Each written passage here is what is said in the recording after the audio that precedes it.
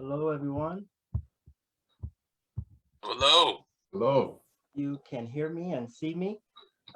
Welcome to the next installment of the Harnessing Happiness Black Male Leadership Roundtable. I have three very esteemed Black men that I hold in high regard. Truly am thankful for them to offer their lived experiences and um, their opinions and their critique of this thing we call happiness. Um, for those who don't know me, I am Dr. Eric Charlton.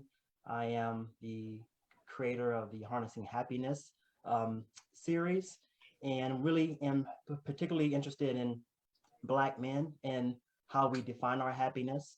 I know we have several different lived experiences, and I like to capture and garner those lived experiences. It adds, something additive to my life, and I know it'll add to others as well. So, with that being said, I want to go around the panel and have each one of you gentlemen introduce yourself. Take about 45 seconds to a minute, and then we'll get right into it. So I'll start with Victor, Mr. Jones. Mhm. Well, hello, everyone. My name is Victor Jones. Um, I currently am the community business liaison, career transition liaison for the Dayton Job Corps Center.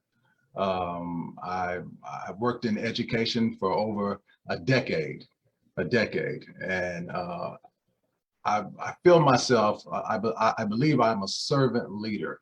I love giving back. I love giving back to students. Good morning, Dayton Job Corps I Center love it. students. Excuse me, I'm sorry about that. I love, as you can tell, I'm at work, but I love giving back for students, and I love affecting lives. You know, as far as building that career and personal development of students and of just individuals as well. I'm a family man. Family brings me tremendous joy. And also, I am a Christian. Of course, I believe in God, and God has brought me just numerous things in my life, and through knowing Him, has helped me be able to really help others. And so, hopefully, during this discussion, I'll be able to share some insight and share some value for you all. Awesome, awesome. Thank you, Victor. Harris, now you introduce yourself.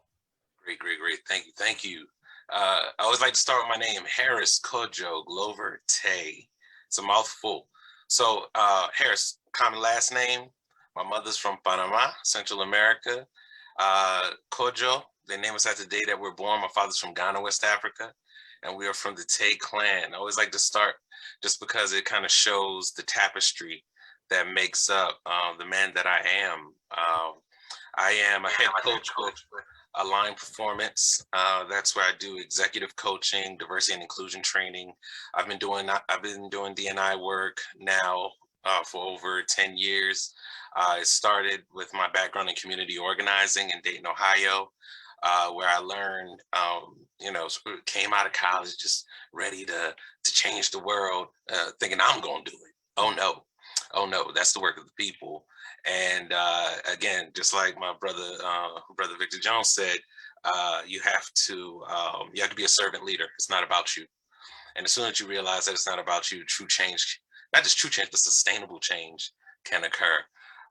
Also, as you see in the background, new co-CEO of Hipster Hops Rabbitry. We are a Black rabbit breeding company. We sell fertilizer, we do birthday parties. So the family, we decided to bet on ourselves to do the family business. So it's a wonderful time. It's full of joy, it's full of family, and it's full of community. So glad to be here for this discussion. Awesome, awesome, Harris. I love the term tapestry. You know, definitely our lives are so colorful and variant. So I love that, and thank you for um, offering your suggestions today. And last but not least, Mr. Walton, Sean Walton. you would have me go after a guy who just said that he was a rabbit rancher. Okay. I mean, I don't know what I can say. No. My name is Sean Walton Sr. As my Facebook profile says, I am a public speaker, trainer, and servant leader, like the other men on the panel. I am a father, a biological father of two, however, two adult children, 36 and 31, soon to be 32. And I spent a great number of years working with the community. I spent some time building the Community Action Partnership Youth Empowerment Center, winner of a couple of best practice awards. And then moved on to work for the city of Dayton as a community police council, director of community police council, and community initiative to reduce gun violence. And also spent 5 years as youth minister for Grace United Methodist Church. And I've done a few other things throughout the life. All that's just to say that you might be able to listen to just a little bit of what I have to say. But that's it. I'm a consultant. I'm a consultant and just glad to be here. Thanks. Awesome. Awesome. Once again, gentlemen, I truly thank you all for participating today. So I'll get right into it. I try not to ask each one of you the same question. But first, for Sean, Sean, what defines your happiness? Peace. Peace. Like literally, you know, that is my prosperity. I've written on it a few different times, you know, kind of a short rants and you know, just, you know, a few pieces on it, just the prosperity of peace. And as long as, you know, I control some parameters on my peace, I'm happy. You know, it really doesn't take a lot for me. You know, if my environment is peaceful, if my family is healthy, and if my family is unhealthy, if I'm at peace with that, that's what defines my happiness. Wow. Wow. Thank you. So what can you say to a young man who doesn't have that environment, to, you know, his perception of peace is not there? What advice could you give to him? Find spaces, like find peace within your own head. I tell people all the time, I am at the best time inside my head. I can travel anywhere in my head. Read, if you're not really hooked on reading, or you know, have some reading deficits, they've got something called audiobooks now, you know? And so find some good audiobooks, explore a little, go places you've never been before, where, you know, where your feet can't travel, your mind can travel. So I say find things that you enjoy, right? All by yourself. Learn to enjoy your own company. I don't care if it's a closet, clear that space out at the bottom of that closet where you can get in and make it be your own space, right? So try to find some physical spaces that you literally set up that make you feel good just being in it. You know, my house is that. Right now it's a storage unit, but this is the peace zone. For a young person, it may be a corner of their room if they share a room with someone else. But one place that we own all the real estate right now is our own head.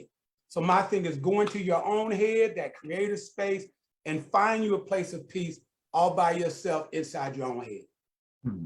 Awesome. Inside your own head. I love it. I love it. Victor, Yes. What has been, or what are some of the elements in your life that helps to support your personal happiness? Of course, you know, and I know you're going to hear this a lot. My relationship with God, my relationship with God, me building that foundation has helped me be a better family man. And that comes next. My relationship with God and family. Family gives me tremendous support and happiness. My beautiful wife and two beautiful daughters, they give me that strength to keep on going, and that supportive strength. Of course, being around the correct individuals, those positive influences, those colleagues, friends, acquaintances. Just make sure they're positive. They're positive and good for your emotional health and mental health. So co-workers, as well. All those aspects play a tremendous role in how you treat others. So having that support system, that nucleus support system of Christ and my family is able to provide me knowledge and experience in regards to treating others. It helps me know how to treat others as well. I do believe it's crucial. It's a crucial component of how we feel about ourselves is going to affect how we treat others. And so I focus on those areas, but I also, as the gentleman stated before, self-help books, reading those things that bring self-help and knowledge to make you a better person. I'm always striving to be a better person, so I'm able to help others and love others more effectively. And so those aspects bring me joy and happiness. Awesome. Thank you. Harris, because of your diverse background, before I get to that, there was a quote by Michelangelo that talks about when he sculpted David. He said he always saw David. He just had to remove away the unnecessary things. So I ask you, what were some of the things while you were growing up? What were some of the things as you matriculated through life that you had to carve out to maintain your happiness? Wow, that's a wonderful question. Off the back, I would say being able to let go of this notion of this kind of fictitious solid ground. My father was a pastor, mother a deacon in the United Methodist Church. So growing up as a PK, it seemed like everything was just laid out, and expectations were set before I was even born, right? So there was always the way that I was supposed to do things, and as long as you do those things, then if you act right, you speak well, you go to the right school, you use the proper etiquette, all of that, then quote unquote everything is promised to you. And it's funny, we talk about the wisdom of our parents. My mother, I can laugh at it now. It used to make me mad when I was a teenager. She used to go, "You're living a double life. You're living a double life." What are you talking about? I was living maybe 6 lives, and she saw right through it. And the beauty of growing and maturing and becoming a man, I can now look back and I can see that just like you can't serve more than one master, you can't live, you can't live those multiple lives, because all it's going to do is just tear you apart. It's just going to tear you apart. So there's this book by John Ortberg, and it's called "If You Want to Walk on Water, You Got to Get Out of the Boat." Whew. I heard that maybe about 6 months ago, and it just didn't. You ever had something just hold on to your spirit and not let go? Just like the angel, you're just not gonna let go. So it's been a challenge for me to get out of that boat. Means to let go of what I thought was solid ground, what I perceived as solid ground, because the true solid ground is a spiritual, faith-based thing. So, for example, 5 years ago, I was diagnosed with adult ADHD. Turns out that I've had it my entire life. And a big part of my success is my ability to pivot and view solutions in ways that a lot of people don't. But it's because I had to. I was neurodivergent. So it gave me an opportunity to forgive myself, because growing up as a Black man, especially as a Black boy, the assumption was that I was stupid, lazy, or crazy. But I knew how to act right. So being able to make that a part of like my coaching style, and specifically now I work with a lot of executives who, and a lot of people still have that shame and guilt, are dealing with neurodiversity, whether it's autism or ADHD, able to help them, especially if they're masking and trying to reveal their true self. So first and foremost, embracing being a neurodivergent executive leader. That's number one. Number two is embracing therapy. It was my therapist, because those are the actions that make our community, the way we treat each other, right? And then how it pays itself forward. So, how does love relate to happiness? It's about truly understanding grace. And I'll add one other piece. I've been thinking a lot about the scripture around the peaceable kingdom. My younger brothers and sisters, they're like, oh, the king, saying king, that's sexist. So the peaceable kingdom is what I'm calling it, right? The peaceable kingdom, because we family, right? There's this notion about the lamb, the wolf laying with the lamb. And I always found that to be kind of, kumbaya, yeah, everything be great when Jesus come back. All right, cool. But the actual divine factor for me is the wolf always has the power. Like, let's not pretend that if the wolf is laying with the lamb, that it's the same agreement between the two, right? So it goes against our human nature to actually choose peace, to actually choose love. And that's the decision part, right? So that lamb has to trust that the wolf won't devour him, and the wolf has to work to say that I'm not going to lean into that quote unquote nature. So I'm going to choose to be different.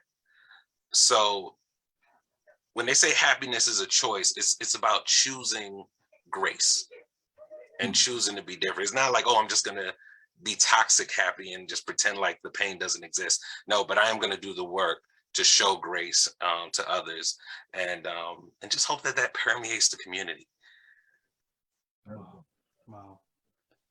Grace is so hard of a construct to learn, especially if you're in turmoil, or if you're in a constant state of friction, not only with yourself but with other people. So that learning that grace, man, that's so tough. And I love that parable of wolf and lamb, so that you can have understanding, but you may not necessarily have agreement under those terms. So I like that wolf and lamb parable. Sean, I definitely respect your walk of life and the things that the man that you are. But were there some things that you have had to forgive in order for your happiness to crystallize? Absolutely. There's some things in myself that I had to forgive. There's some things in my parents that I had to forgive. And there's most of all some things in humanity that I had to forgive. One of the things is we know that we want grace, that sort of thing. It's difficult to give grace. And a lot of that is about our insecurity. And sometimes we even have to forgive ourselves for being insecure. We'll fuss at ourselves about things that we're trying to work on. Dang, quit being so insecure. So one of those things is kind of forgive also things that other people put on me, like things that were perhaps positive, but I internalize them as negatives based upon what other people said. So like I tell, just live long enough. Most of that stuff that people are, less than 1% of the people in the world own the wealth. Now, we're not going to talk about all the trickery and all of that. But I mean, when I say even the prosperity, and for me, the prosperity is peace. There are 99% of the people who are running in one particular direction, and, true blue sheep, they're just going with everything. It's that less than 1%, it's that standout that achieves the actual prosperity. And so if we can forgive ourselves for the things that we think are imperfections now, but be realistic, because not everybody's hating. And even a hater can tell you the truth, okay? So if a hater says to me, right, and here's part of my understanding of forgiving people. If a hater, who I think is a hater, says to me, Sean, you stink, okay? Now they may be saying it from a bad place, but I'm still gonna do this. to make certain that I don't smell bad, right? Now, you know, a friend can say the exact same thing. So part of that forgiveness keeps me in a constant place of returning to peace. Like Brother Victor said, you know, it's something you work on. All this is something that you work on. When I was less secure and more unforgiving, folks may have developed a new level of respect for me because I didn't raise hell, but I certainly would throw some hot water on it to put it out, right? So I was very unforgiving in that particular way because I was still worried about folks trying to take advantage of me because I have also a very nice side, right? So once I realized that, man, that forgiveness and forgiving the humanity in people, because we are all human, that forgiveness has led to major love for myself. I'm good with how I am. I'm not perfect. You know, I got things that I need to work on, but I forgave myself. Listening to my parents' stories, any pent up sorrow that I had for them, things they did not do. I didn't have to forgive them. It actually moved. Once I heard their story, I moved past forgiveness to flat out empathy. Like, man, thank you for not putting us in trash cans because you had the worst, you got dealt a hand that's just amazing. So part of forgiveness is knowing your own story, right? Being able to retell your own story to yourself, knowing the people around you's story whenever possible. Ask people questions and listen. It helps you forgive them. It helps you understand them, right?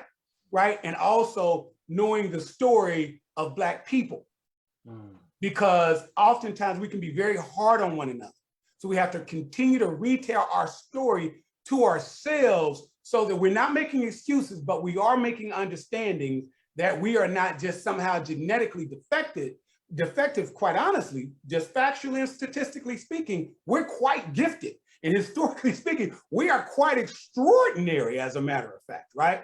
But we have to continue to tell our own story so that we can forgive some of those things that we see on the outside exterior right now, some of those behaviors we see, so that we can get to that, you know, real love and confidence. So hopefully all that mixed in, that little gumbo I gave y'all, brings you back to, you know, that's where that forgiveness, the forgiveness is a whole body for me. It's me, the people around me, and the world around me whenever possible. Awesome, awesome. I want to drop the mic right there, but you know, you said so much in terms of and I call it holding on to forgiveness. You know, you have to hang on to it because the things in nature, that we encounter will definitely make us act out in ways that will take us back to our old self. You talked about retelling the story so you can sort of recall the hurt.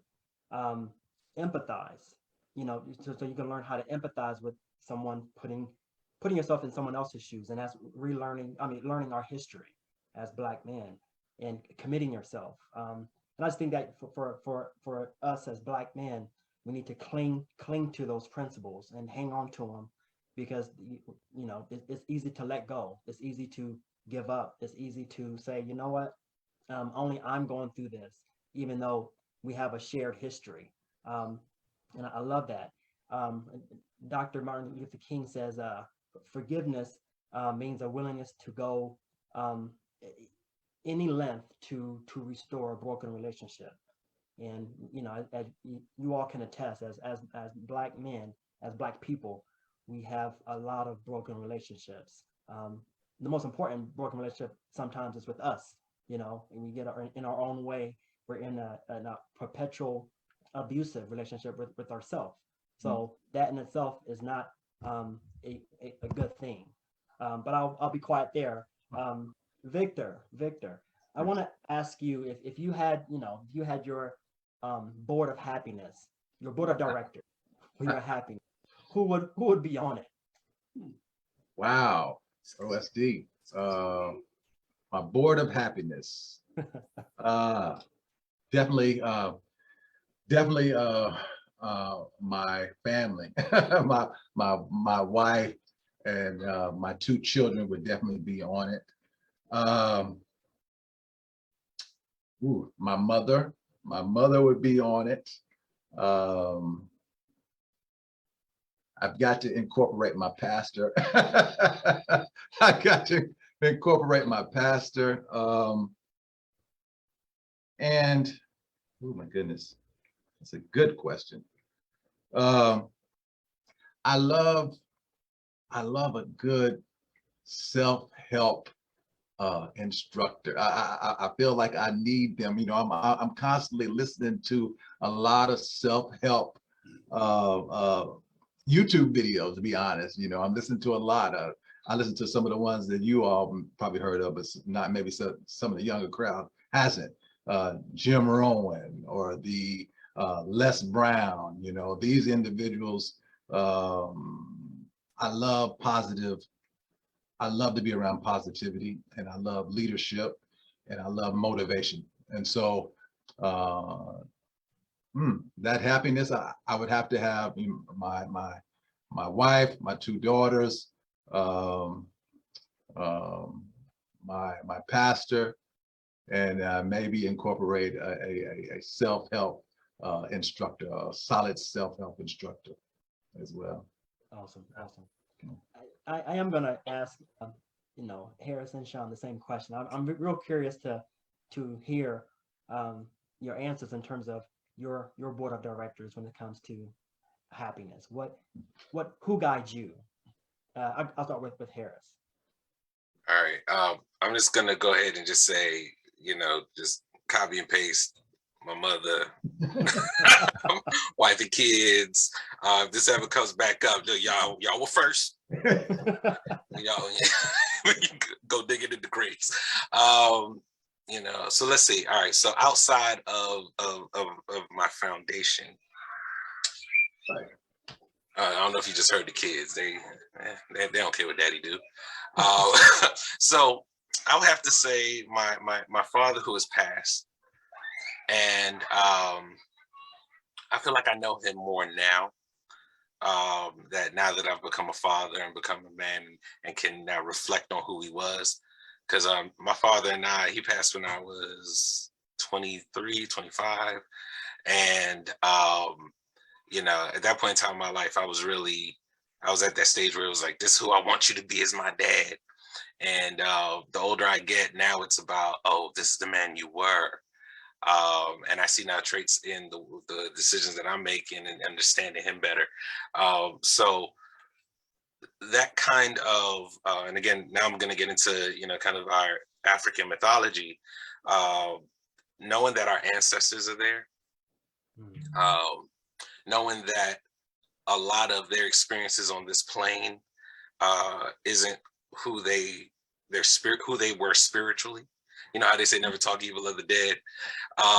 There's something about their greater self that rests within my spirit that I know is a part of my pantheon, for me to not just to be happy, but to live into everything that I can be for myself and for my family. Also, so I got deep real quick. You know, all of Wakanda, they got my back. And then I would say my therapist. My therapist, I've had a therapist now for 7 years. And there's something wonderful about having a therapist that can see your patterns. There's something about your therapist, like, yeah, it's about year 3. I don't know if you know this, but this is what's coming around the bend. Being able to have someone who can call you out in love and accountability is a wonderful thing. And let's see, would there be any last one? In particular, I'm gonna say my mother, and I want to put a little emphasis on my mother for a moment. I grew up in Baltimore, Baltimore City, and I didn't really realize how violent my upbringing was until like I really started working in white spaces. I don't know, I'm sure you brothers have had the experience. You tell stories about your past amongst your peoples, and it's all laughs and jokes, and then you say it in mixed company, and they're like, oh my God. I don't know if you have experience. Maybe I'm the only one who say they clench their pearls, you know, and then you're like, maybe I shouldn't tell this story in public, you know. But there was one situation in particular where I could have lost my life. And I remember, Caribbean mother, she don't care if your eye falling out. You do the wrong thing, you catching it, right? But there's something about the prayer of a mother that just feels uniquely divine. And I would say that I've seen those prayers play a role in the happiness of my family, myself, my community, our church. There's just something about the prayer of a mother that gets a special seat in that pantheon. So, yeah. Before Sean goes, I definitely like the fact that you said therapy. I definitely need to make an appointment myself, but I think it's important that we tell, when we talk about our lives, and just really talk to a third party, you know, that doesn't necessarily have any stake or ties into in a non-judgmental way, that you're able to just speak about what is ailing you, think about things that are perplexing you. For no one's immune to going to therapy, and I think it's beautiful that, you know, I think we all should go. We all should, you know, I have gone in the past, and I definitely view it as a positive thing. So I thank you for being vulnerable to. God knows we all need it. So thank you. Hey, priceless. Yeah. Okay, Sean, I'll ask you, who is on your board of directors? Okay. All right. I've had a chance to listen to a few great answers. No. I got an advantage a little bit. You're saying that was a first, it would be, well, I can love everybody in my circle, but not everybody can be on my board of happiness. Okay. It's not that I don't love them, but I'm a person who believes in passion, compassion, but also competence. So there's a certain sort of a thing you have to have, and nothing against you if you don't have it, but you can't make it on my board of happiness. That's an important board, right?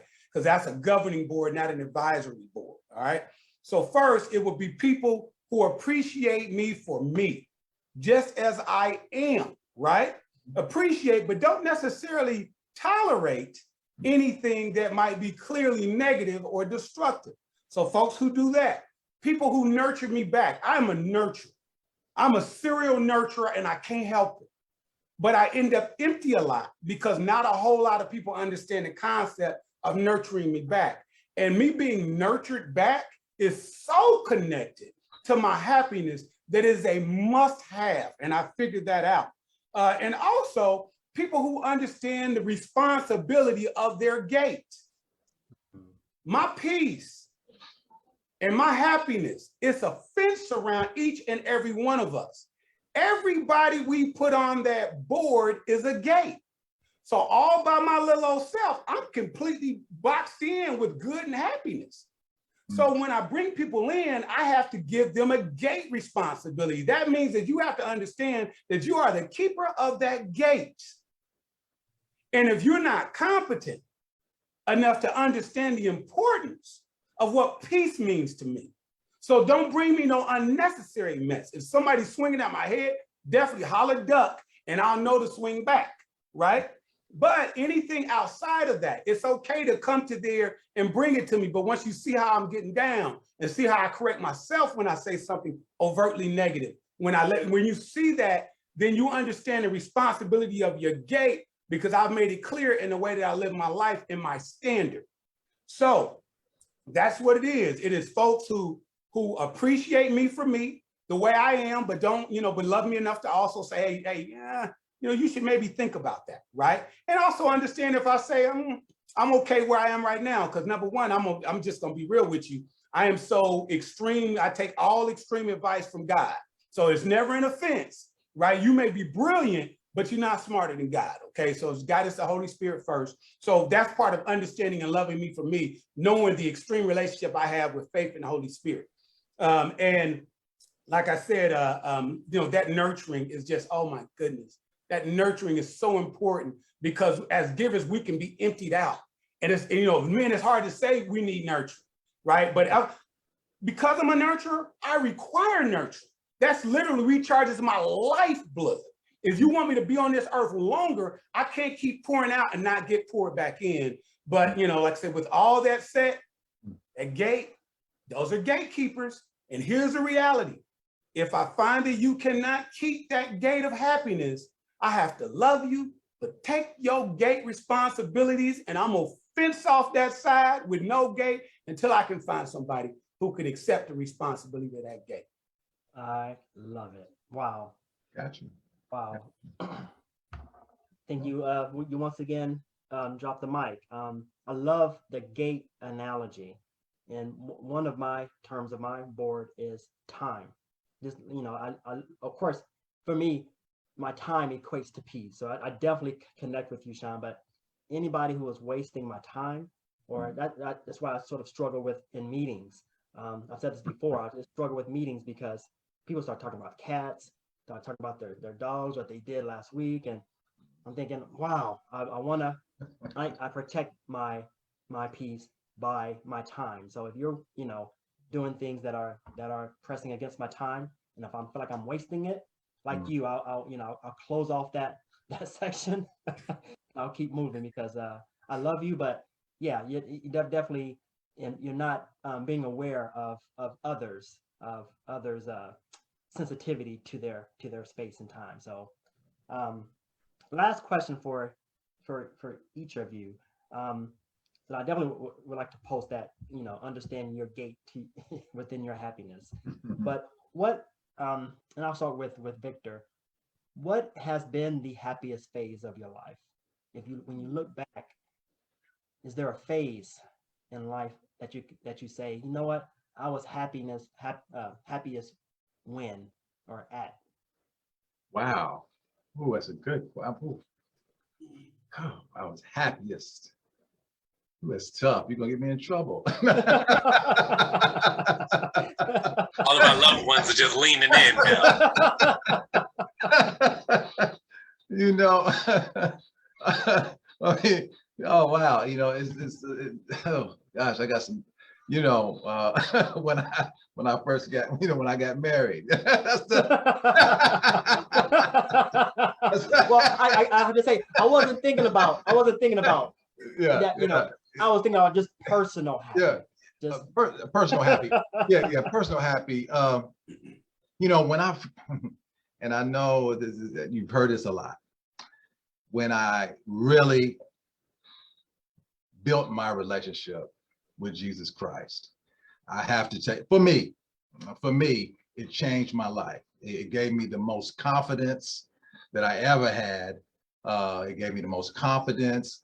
It made me be able to love others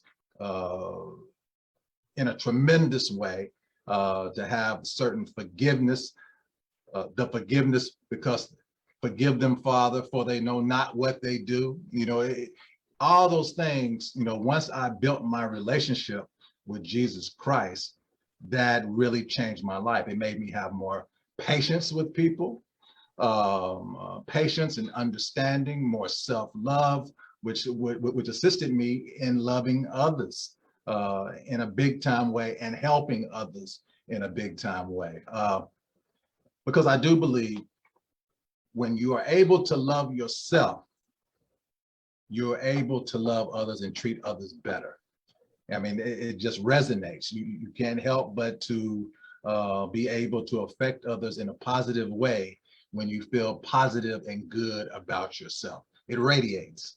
So that was the best time of my life of growing my relationship with Jesus Christ. It changed my life dramatically.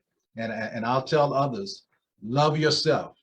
Love yourself, because when you love yourself, you're going to do more for yourself. You're going to hang around the right people. You're going to study harder. You're going to work harder. You're going to do those things that will change your life in the best way. And it's going to affect others around you. So, yeah, my relationship with Jesus Christ, once it grew, everything changed. awesome. More confidence, everything changed. Thank you, Victor. Mhm. Harris, I'll pose that same question to you. And I'm, of course, we are. I think we're all connected in terms of God. Definitely, you know, definitely instilling in us the virtues of patience, virtues of love, of, thinking outside of ourselves, which is great. And, wives, of course, children, but your personal happiness, what phase were you in? Sure. So the short of the answer is actually right now, but I'll tell you what I thought it was up until recently. A prophet spoke into my life. It was actually one of my friend's mothers. I met her in high school. And the first time I met her, it was almost like she went into a trance. And she said to me, she doesn't even remember ever saying these words to me. She looked at me and she said, God wants me to tell you that you cannot skip steps. Like, lady, what are you talking about? All I did was say that my name was Harris. Like, where is this coming from? And throughout, so at around 28 is when I started as somebody for all of our friends in Dayton, Ohio. I was the director of Wesley Community Center. And again, PK, went to college, did accelerated degree program. I quote unquote did everything right, and it felt like that position was, the fruit of my labors. But it was a fast track. It definitely was a fast track to quote unquote success. And it was a great experience. You couldn't tell me anything, opportunities were, manna from heaven type of scenarios. But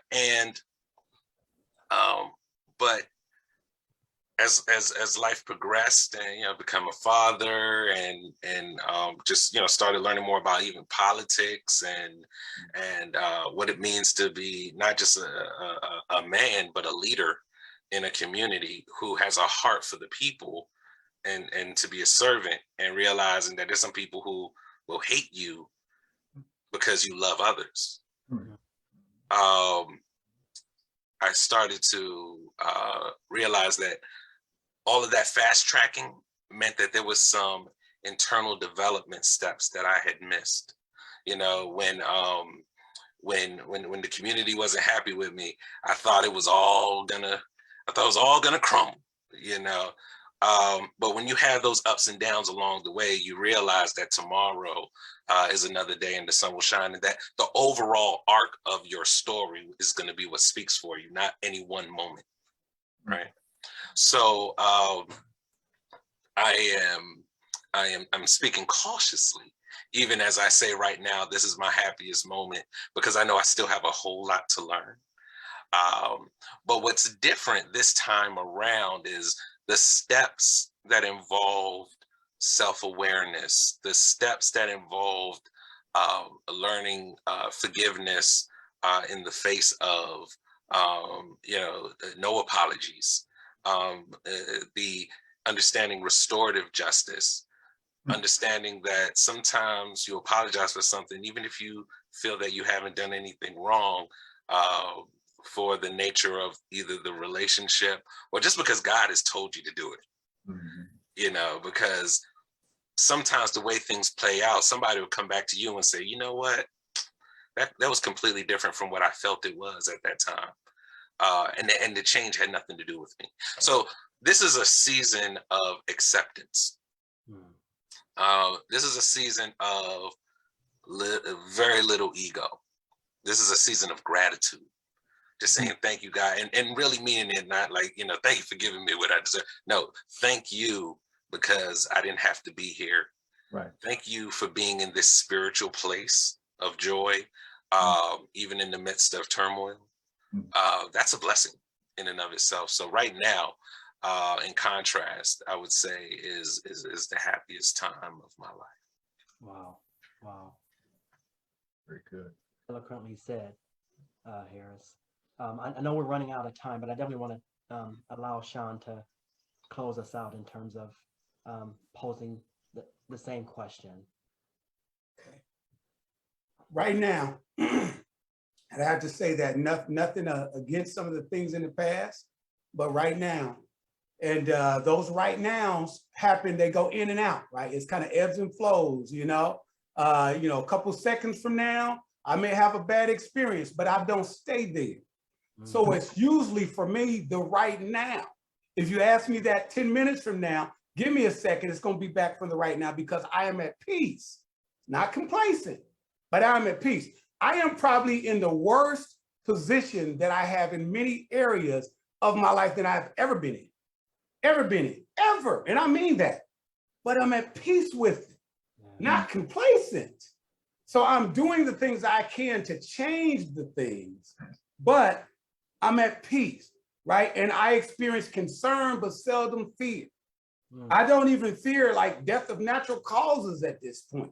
I just don't want to die by fool, FOOL, fire, flood, high fall, and snake bite, right? Outside of that, whatever it is, I'll roll with it. So, just that, and it was a journey. So I'm not bragging about how good it was a journey, man. If folks only knew, man, if they only knew, but if I could give some of this to you, I would give it to you. And a lot of that really came from me because I don't get real complex. Like, my thing literally is my relationship with God, and I say that to people not to beat them with it, not to cut them with it like a sword, but you got to realize God is not only a sword in defense, but God is also a shield. So I keep saying that so folks will know if you just can't find something, get you a concept greater than you. Because if you can only depend on you in the flesh, come on, you behind closed doors and you know everybody around you. So you got to find something greater to you because if I'm the best I can do, wow, I'm in trouble. So everything people see that's good in me, I tell them you got to give that to God because I go by one general thing. We'll go Mark 12:30 real quick. When the teacher asked Jesus, right, what is the greatest commandment? What is the greatest law? And Jesus answered is this: Hear, O Israel, the Lord our God, the Lord is one. Love the Lord with all your heart and with all your soul and all your mind and with all your strength. The second, this: love your neighbor as yourself. There is no greater commandment than these. So the teacher asked which one, but Jesus gave it back in twins, conjoined twins, formerly known as Siamese twins. So you can't separate the one and have the other. So first off, what we missing that, we stay stuck on love thy neighbor. What I had to work with is love as thyself. Because if I don't love me, I can't love my neighbor. It's impossible, right? And if I can't love my neighbor, I can't love God. So that for me is, that's that whole thing in a nutshell. And that's why it's always the right now, not constantly. So I'm not constantly happy. But man, I get a redo every time my chest rises and falls. Amen. Amen. Good. Very good. Victor, Harris, and Sean, it has been a wonderful, beautiful time listening to all three of you. I hope that people that are listening have learned something. And it's not just for Black men, but that I know our connectivity speaks to us as Black men. But I know there's a lot of nuggets that all three of you guys have said that people have resonated with. So until next time, you guys are beautiful, wonderful, insightful Black men, and I am truly humbled. I'm always humbled by listening to others speak their truth. So I thank you all, and until next time. Till next time. Same to you, brother. Take Love care. you, brothers. Thanks, everyone. Take good care of yourself. Most definitely. Thank you all. Thank you, Dr. Charlton. Thank you, Dr. Charlton.